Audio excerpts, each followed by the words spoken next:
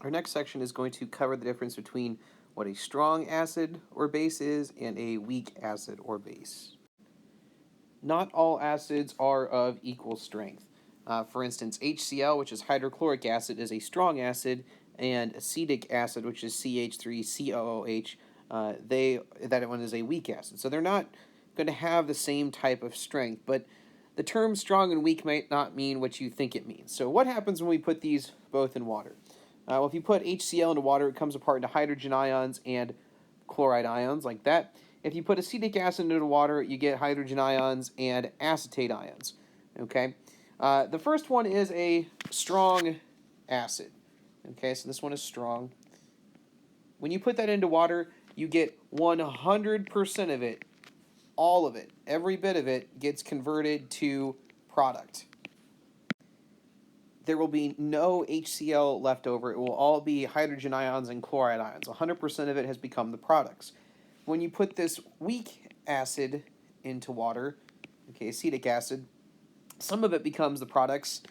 Most of it will actually stay as this initial acid form like this. Okay, so a weak acid is going to dissociate less than 100% of the time, and realistically, it's more like 10% or less dissociation, which means like 90% or more.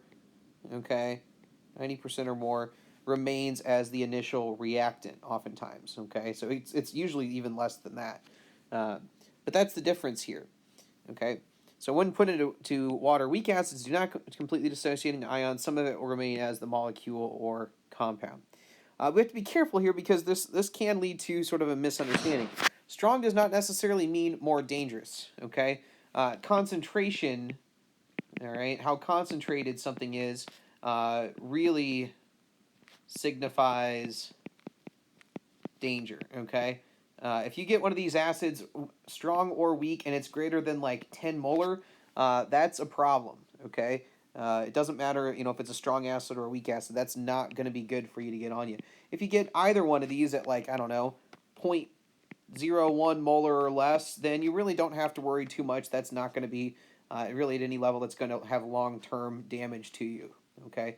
But really, it's just kind of important to understand the difference between strong acids, which means 100% dissociation, everything comes apart, and weak acids, where some of it comes apart, but most of it stays as its original substance. And oftentimes what you'll see with that is this, you'll get a double-headed arrow here because the reaction happens in both directions. Here is a list of the strong acids. I would know this list, okay?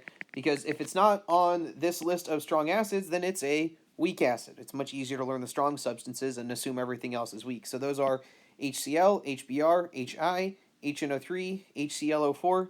We won't worry about chloric acid here, HClO3, so you can kind of ignore that one. And H2SO4. These are strong acids. Everything else is a weak acid. Do be careful. HF is a weak acid, and oftentimes that one will get thrown in here because the rest of the halides, chloride, bromide, iodide, form strong acids. These will all dissociate 100% in water.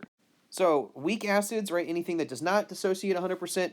Examples of that is really anything that wasn't on that previous list. This is not an exhaustive list. Anything else that starts with hydrogen that's not one of the ones on the previous slide will be weak. So hydrofluoric, acetic, H2S, this is carbonic acid, hypochlorous acid, phosphoric acid, okay? All of these do not completely dissociate into ions, only slightly. And again, this is not an exhaustive list, this is just some examples. Okay, so a strong base then is anything that dissociates 100% when you put it into water and it's a base. So, right, sodium hydroxide is a strong base. We'll see the list here for those in just a moment. When you put that into water, you get 100% dissociation. All of it becomes the products. All of it dissociates into those ions, 100% into sodium ions and hydroxide ions. Just like the list of strong acids, you should know the list of strong bases. Know this list, okay? You'll note that most of them are from group 1A, sodium, lithium, potassium, rubidium, cesium, and there are some from group 2A. These dissociate 100%. So if you're trying to remember which ones they are, if it's a 1A hydroxide, lithium, sodium, potassium, it's going to be strong. If it's a 2A, some of those are also considered strong bases. And if it's not on this list, it will be a weak base. A weak base is a base that ionizes only partially in water, right? So this is less than 100%. There's a lot of different kinds of weak bases. You can have these amine bases.